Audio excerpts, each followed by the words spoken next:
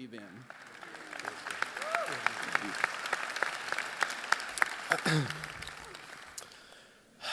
Dr. Blocker, members of the board, faculty and staff, family, friends, fellow graduates, we did it. We've gone through a long journey of writing essays and reading stacks of books, difficulties within the classroom and even without. And when I think of a journey like Dr. Shockley, I can't help but think of The Lord of the Rings.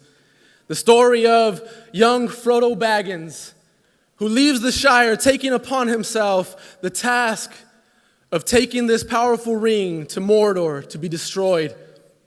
Accompanying him were three other hobbits: Gandalf, the wise wizard; Aragorn, who was supposed to be king of Gondor; Gimli, the dwarf; and Legolas, the elf. And along the way, they set to destroy this ring, but they were met with difficulties, with adversity, with death, war, battles, and even amongst themselves, division. But at the end of Lord of the Rings, Frodo made it to the top of Mount Doom and cast that ring into the fire, destroying the ring and saving Middle-earth from evil. After he did that, they crowned Aragorn as king, and they celebrated this victory that they had against evil. But then everybody went back to their homes.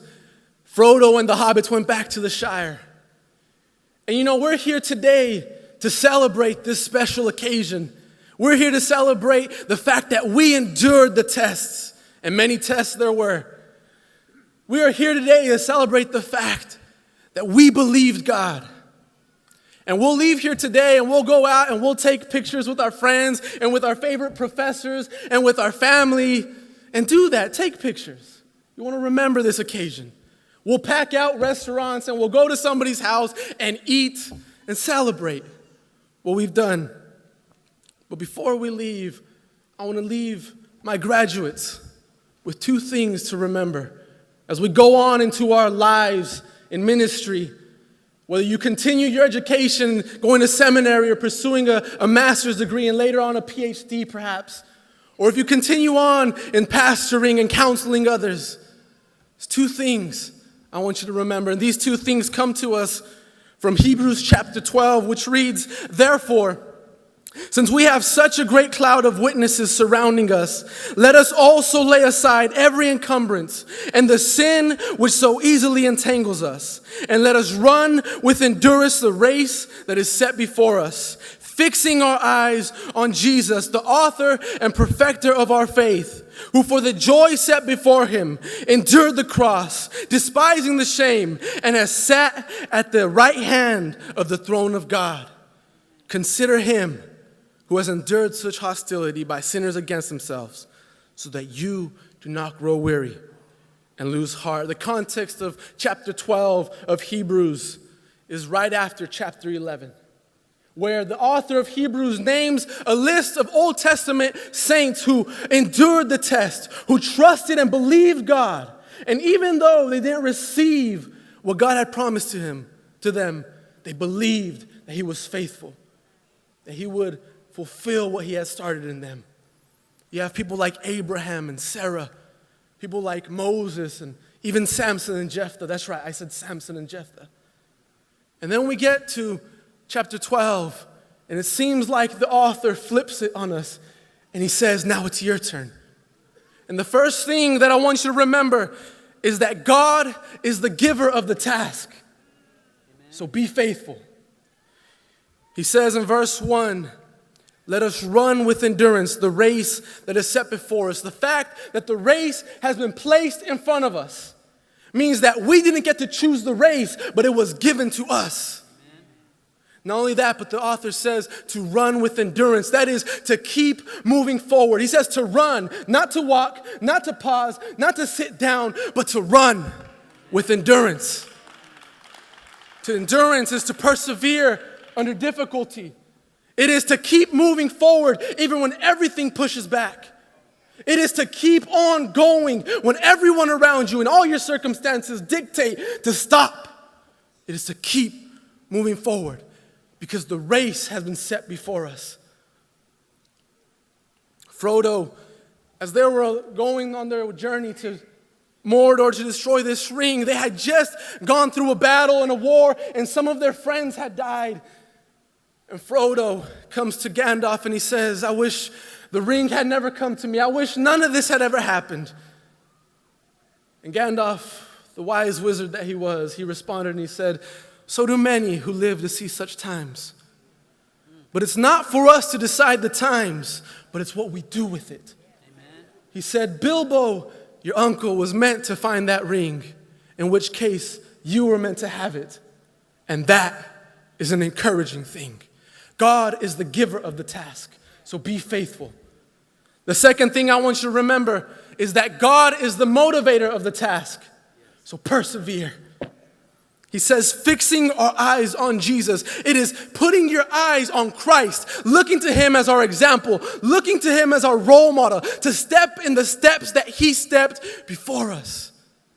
That he endured the cross. He endured punishment and the hostility from sinners against himself. And the author says to look to him so that our hearts will not grow weary and grow faint. The Apostle Paul, he says that we are in a race and we are running not for an imperishable crown as the world does, but we are running for an imperishable crown, one that will last for eternity. Story of a young pianist who at a young age began to play the piano from the same instructor. In all his years, he learned to play the piano and learning the scales and messing up at times and forgetting to practice, but he achieved to become a skillful pianist to the point where he was invited to play at Carnegie Hall in New York City. Carnegie Hall, the place where the best perform. And he came on the night of his recital and he sat at the bench before his piano and he began to play in front of a packed house at Carnegie Hall. Each note and each melody more beautiful than the last, had the audience mesmerized by his music. At the end of his piece, he stood up and took a bow before his audience and he walked off stage as the curtain closed and the entire audience stood to their feet, praising and celebrating an encore, bravo, casting roses to the stage. And off stage, a journalist waited for him and asked him, what did it feel like to have the entire hall at its feet praising your name?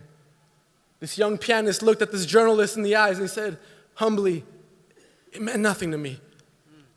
He said to the journalist, but when I looked to the top left balcony where my instructor was seated, I noticed that he was standing applauding as well, nodding his head in approval. And that meant everything. See, one day we will stand before God. And it won't be about the degrees we achieved. It won't be about the grades. It won't be about the fame or the applause. But it will be were you faithful and did you persevere? So I charge you, fellow students, graduates, persevere and be faithful. When Frodo and the hobbits made it back to the Shire, they came to the local restaurant in the Shire and they ate local food at the Shire. Looking around them and noticing all the other hobbits who were celebrating as if nothing had even happened. And Frodo and his friends, they blended in like they were just other hobbits. But they had received favor from the king. We'll leave today and we'll take off this regalia and we'll blend in. We'll be like everybody else. But will you stand before God and hear, well done, my good and faithful servant? Class of 2015, we did it.